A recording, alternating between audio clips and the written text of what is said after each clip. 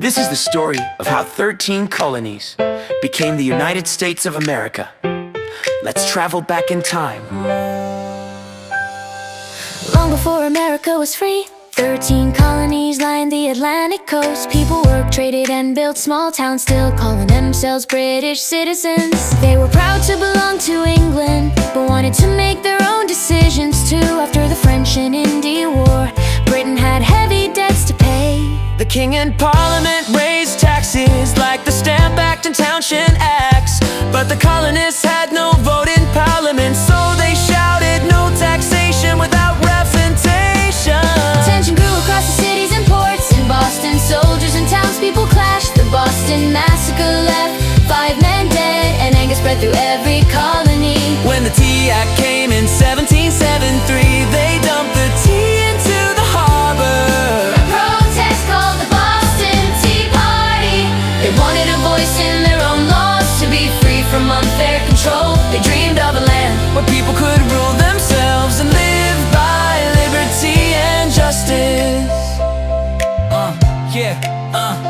Britain punished Boston with harsh new laws called the Intolerable Acts. Colonies joined hands in the first Congress, sending letters and calling for unity, but peace didn't last. The first shots were fired at Lexington and Concord in 1775. The war had begun. The Second Continental Congress met again. They chose George Washington to lead. A farmer, a soldier, a steady heart, he became the first commander of the army. The colonies sent a final petition for peace, but the king refused to read it. Now there was no turning back.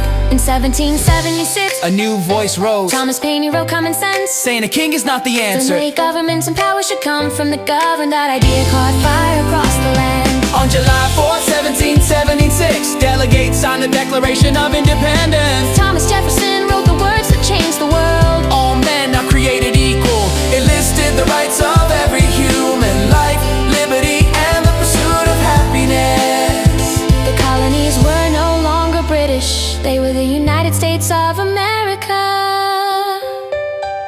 Freedom takes courage, freedom takes faith. They fought for a new beginning, a land of self-government and equal rights. That's what America was born to be. At first, the war was hard and full of loss, but victories came. Trenton, Princeton, and Saratoga. France joined as an ally after Saratoga's win, sending ships, money, and soldiers to help through cold winters at Valley Forge. The army trained and held on to hope. By 1781, the last major battle was at Yorktown. Cornwallis surrendered and the war was nearly done. In 1783, the Treaty of Paris was signed. Britain finally recognized America's independence. The borders reached the Mississippi River, and a new country took its first steps. It wasn't perfect, but it was free, a chance to build something new.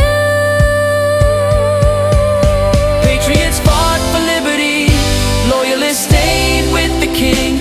Women cared for farms and wounded soldiers, African Americans and native peoples. Each faced their own struggles in this new world. Freedom came, but not equally for all. It was only the beginning of the journey.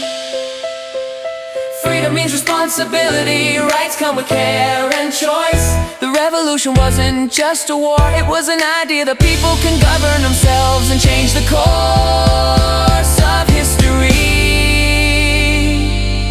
From colonies to a nation, from subjects to citizens, this was the road to independence, and that road still continues today.